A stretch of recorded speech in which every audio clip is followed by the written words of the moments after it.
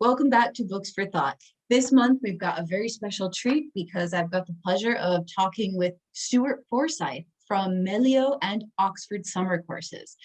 Stuart works with students who are looking to expand upon what they're doing at school, go beyond the curriculum, really push themselves in terms of their critical thinking, their ability to analyze the world around them, as well as the material within different kinds of academic subjects. He's got a really interesting background. He's lived in many places. He's worked for some great companies and studied at some great universities. And now Melio and Oxford Summer Courses have him as one of their tutors. Because of his academic focuses, we're going to be discussing today the realms of robotics and computer science. He's got two great books for us to discuss, and I'm really excited to have him here with us today. So, Stuart, good morning, and thank you very much for joining us. Hi, Allison. Yes, thank you ever so much for having me. It's a pleasure to be here. Thank you. So I thought we could start out with you giving us a little bit of background information in terms of Oxford Summer Courses, and then, of course, Melio. What are they? Why do you like them? Why have you decided to work with them? And why are they interesting options for students? Well, I first started off actually with Oxford Summer Courses before Melio even really existed. And that was where I was invited as a physical tutor to run courses at various places, various campuses within Oxford, and actually within High Wycombe. There's a beautiful school ground in High Wycombe where I ran a robotics course for younger students from age 7 to 11. And then on one of the historic Oxford College sites, I ran a course for Python programming, which is very suitable to take a lot of the A-level students. So it was A-level student age 16 to 18, beyond the course and extend them into the types of projects they might be doing for their non-exam assessment. And it was very exciting to work with those students and give them some inspiration and ideas as to the kind of projects they could actually do for their coursework. And they learned a lot of technologies. We focused primarily on HTML, CSS, JavaScript, PHP, and MySQL, which enabled them to build interactive websites to do things. So one student ended up developing a website to sell trainers. So they've got a bot that went on and bought these trainers, the limited edition trainers, and then they built a website to advertise those trainers and accept bids and purchases for those trainers. Oh, very cool. And it was really interesting. Yeah, and so in your opinion, since you work for both, what would be some of the principal differences in terms of a course through Oxford Summer Courses or a course with Melio? So Oxford Summer Courses is primarily in person, although I did support it virtually by setting up a Google Classroom to run alongside. And then for Melio, it's entirely online. So you'll meet through the Melio platform. They have a separate teaching assistant that will work with them on some of the assignments and make sure they're on track and make sure the technology is working and those kind of things for them. And then they'll have various sessions with me, 2 sessions a week.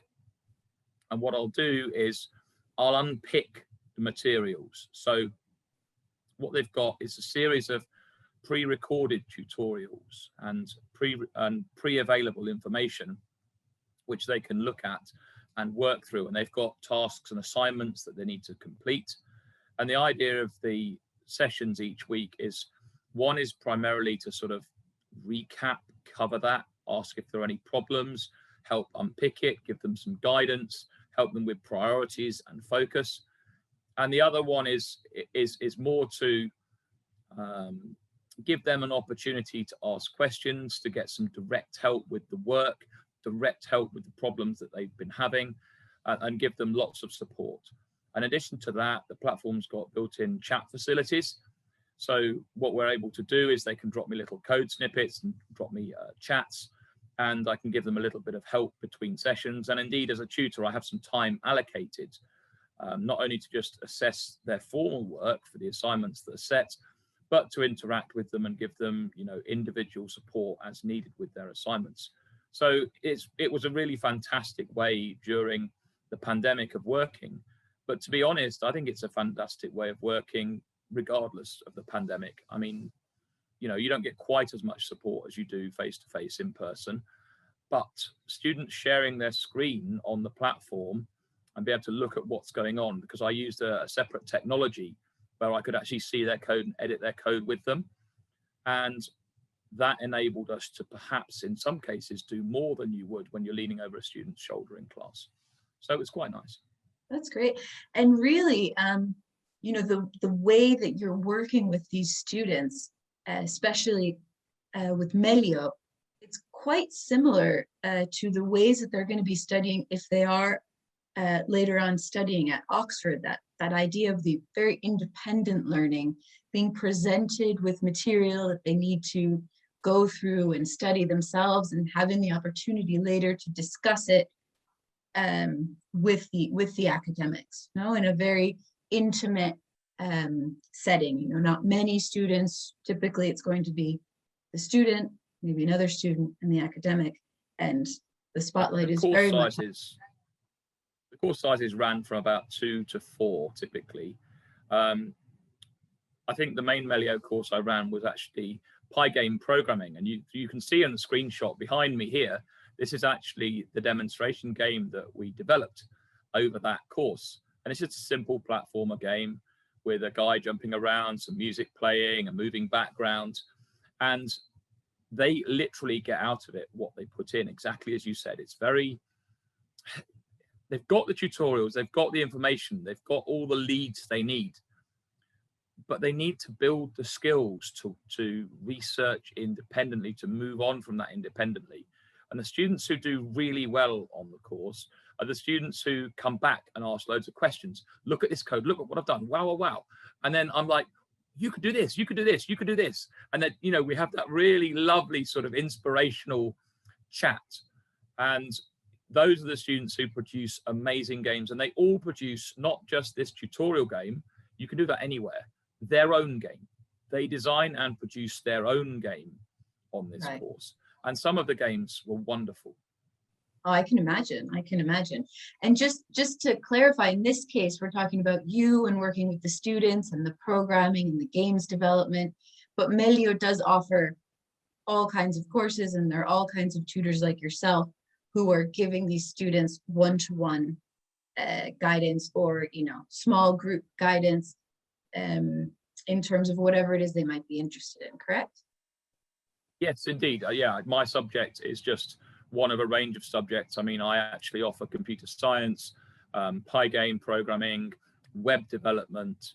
So I already offer several courses myself, but there are a huge number of courses, English, science, maths, law, anything you'd want to study at university pretty much, and all age groups as well. So I've taught younger groups, I've taught older groups, and what I've done is actually tweak the course materials to be quite different for the younger students and the older students. So the older students get more options, they get a bit more freedom, they get a bit more independence, slightly less scaffolding. But it's great because really, if a student were interested, they could even sort of grow up with this program during the summers and be very, very well prepared for what academic life would be in some of these top, more competitive universities, which I think is actually quite cool. So going into the books for this month, since your focuses are connected to robotics and computer science, you've selected a nonfiction book and a fiction book, that can tie into these areas. So book one for this month is Walter Isaacson's Steve Jobs biography. Could you tell us a little bit about why you chose this book, why it inspires you, why you think students should be reading it, and why it would be interesting for them? The risk of putting people off, I was actually recommended this book by my wife, who said it's amazing. And I looked at it and it's yay thick. And I thought, not doing that. And then I was persuaded to dip into it. And Oh my word, it is amazing. You know, Steve Jobs is one of the most fascinating people ever to have lived on the planet, in my opinion. He is utterly, utterly visionary. And to read that book and see what he went through, to see his failures, to see the type of person he was, and he was incredibly hard to work with. He was a very difficult taskmaster. He was quite temperamental, yet his vision, he wouldn't compromise his vision. So he would insist, like on the iPhones, for example, which is one of his greatest achievements. He said, well, people don't know what they want. We need to show them. And he developed this iPhone and then advertised it. And if you watch the inaugural iPhone speech, the way that he markets it and sells it and shows people, it's literally been life-changing. And you'll see later that it's actually a link into the sort of genre of books that I want to talk about for fiction books. It's a link into science fiction books, because mobile phones were the thing of science fiction before they were created, and they soon became science fact. And then looking at the arguments that Steve Jobs had, it's quite human to see the sacrifices and mistakes that he made, and he made a lot of mistakes, and to learn from those mistakes. And yet ultimately he just wouldn't compromise his vision, and what you've ended up with is a range of some of the best products in the world. The MacBook is, in my opinion, probably the most reliable personal computer that you can get, and people that buy those, they have a much better resale value. I mean, maybe less so now, but certainly in the heyday before he died, they were wonderful, wonderful machines, and they're still wonderful, wonderful machines. And I've got both. I've got a MacBook and a PC.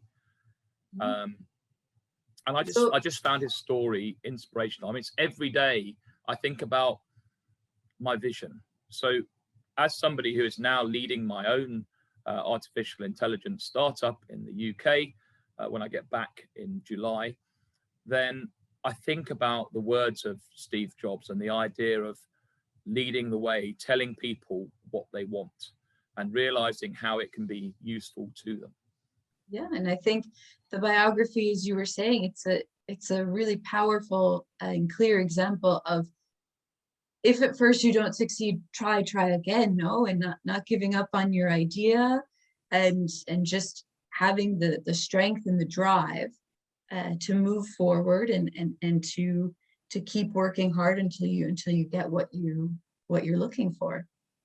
Which I think in that world, especially the world of technology, artificial intelligence, you know, anything connected to computer science and robotics, it really is about trying it, and like you said, figuring out what people need to create that and to meet that need. And off the back of that, I've just started reading Elon Musk's biography. I'm about a third of the way through that, and I'm finding it similarly fascinating and well written.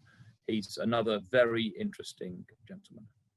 We'll make sure to throw that link into the blog post so that the students can check that out as well. Moving on to the fiction book, you've decided to discuss the Foundation trilogy by Isaac Asimov. Could you tell us a little bit about, well, really just the history of that in and of itself? I know that this, you know, it started out as one thing, and it's really sort of evolved over the years. And, you know, of course, why you've selected it, why you think it's important for students interested in this area of study. Sure. Well, I've read a wide range of science fiction. It's one of my preferred genres. I've read authors such as Robert A. Heinlein, Arthur C. Clarke, Ian M. Banks, and of course, I've read several books by Isaac Asimov, including Caves of Steel, as well as the entire Foundation series, not just the Foundation trilogy. Now, the Foundation trilogy, from what I understand, actually, because it was before my time, and I was born in 1973. So way back, it was written as a series of short stories, and these short stories were then compiled into several novels, and those novels formed the original Foundation series. So the first two books, they focus on this Foundation, the main protagonist is a guy called Harry Seldon, and he discovers something called psychohistory. And this is the idea that through a combination of psychology and mathematics, all of the events in the universe become entirely predictable. And it's sort of revolutionary take on science fiction. It's for me, it's like he's taken it to the extreme.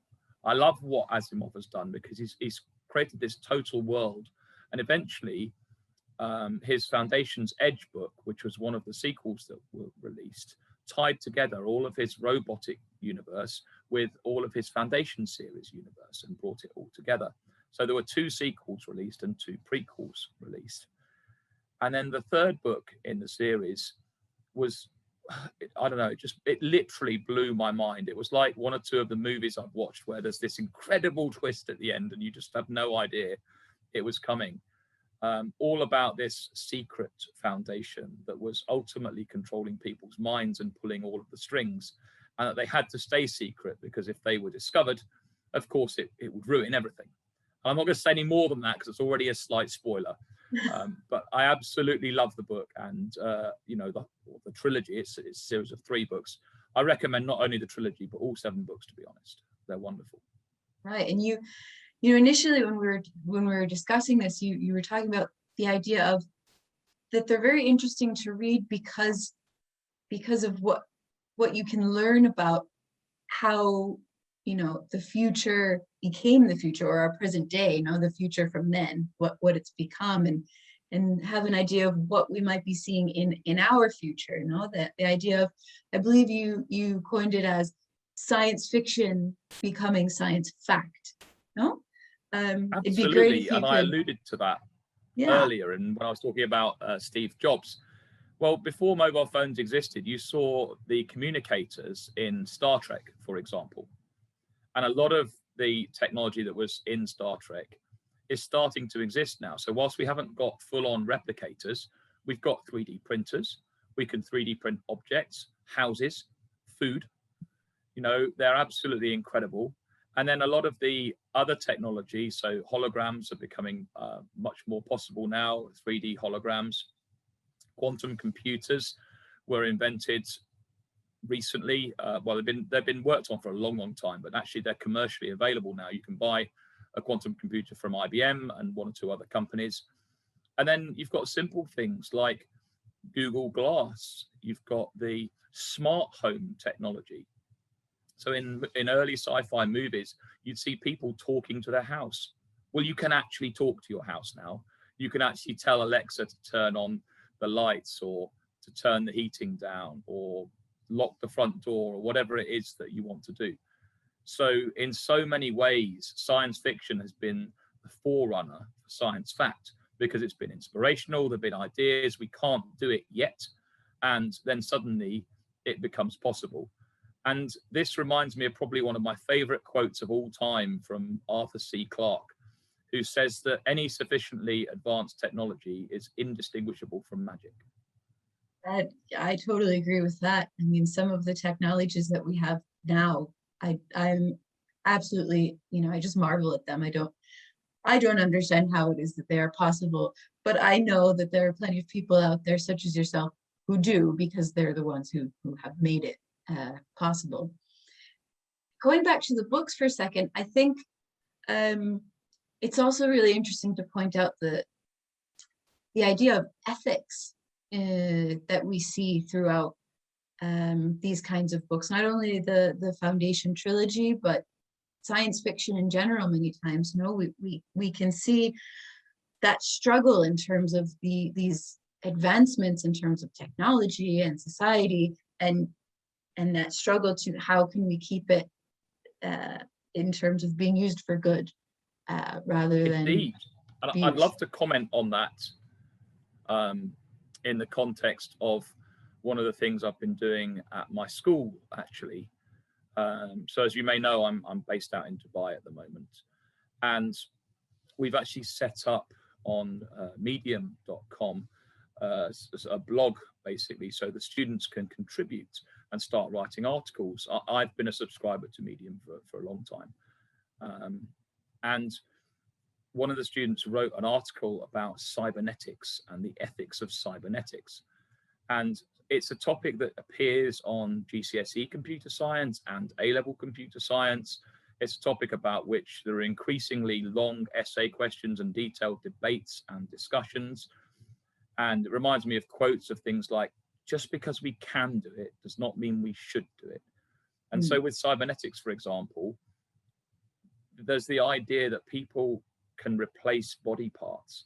And in some cases, they will have enhanced body parts. So they'll have body parts that are perhaps better than the original. So they might have improved sight if one of their eyeballs got replaced, or they might have an improved sense of hearing, or they might have an incredibly strong arm. We've seen in a lot of movies where the villains have got these crazy arms that are made of metal and they've got this really powerful grip. Well, that's a massive area of ethics. If we are going to use cybernetics to repair people who've been injured, should we just restore them to level playing with everybody else, or should we give them the opportunity to have an upgrade? And films like Blade Runner, which originally I believe started as a book, take that to the extreme, and they look at people actually choosing to have upgrades and replace body parts voluntarily. Yeah, and the books and films like this remind us of the complexity, and also in many ways that the social responsibility that comes along with being involved in the creation of these sorts of technologies and objects. And just look at self-driving cars. I mean, that's a massive thing for Elon Musk, who I mentioned earlier. There are so many ethics involved with, self-driving cars. Not just whether they're safe, but who's responsible? How do you license them? Where should they be allowed to drive? What about when we have UAVs? So we've got the flying cars, which is something that they're actually talking about looking at a pilot project for here in Dubai. It's really, there's a whole lot more going on than just understanding how things work and being able to create things or tweak things, repair things. No, so students who are thinking about going into these fields, it's important for them to know that it's not just being able to do it. It's not just getting it, being good at it. It's also recognizing that they really need to be using their skills, their academic prowess, not just for thinking about how to get better in terms of the robotics, artificial intelligence, but in terms of how far should this go, and how far do I want to be involved in it? Well, I would also say they need to be reading about it, because there are so many things. I've already mentioned Medium, but I've recently subscribed to the Telegraph, and they've got a wonderful tech section. I've been a long time reader of BBC, looking at Click and a lot of their tech news, along with many, many other, tech websites and computing magazines. And I also got involved in writing research papers as part of my master's that I've done recently in robotics, and reading lots and lots of research papers because I had to do literature reviews for a lot of those things. And of course, now I'm publishing some of my own information for my own company. We set up our own website and what have you. And I think reading is something that students probably don't do enough of in general, because they're so busy doing all the academic work and trying to meet the requirements of their courses that actually maybe they just don't feel that they've got time. But reading is wonderful. Reading expands your mind. It gets you thinking. It gets you questioning.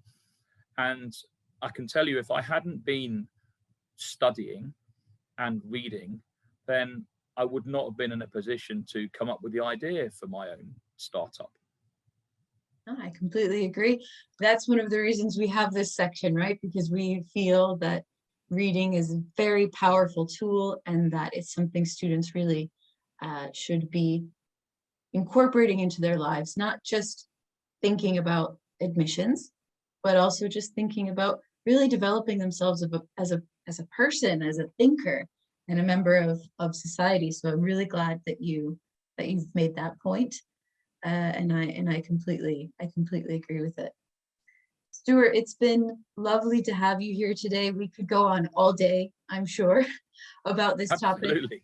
Maybe we'll have to do another episode to keep going, but we'll leave it here for now. And just to the viewers, I'm going to put in the blog the links to all of the things that Stuart's mentioned today, a few other surprises for you, so make sure you're looking at the blog, and we will see you next month. Thank you, Stuart, and thank you, viewers. Bye. So much for having me, Allison. Bye-bye. Take care.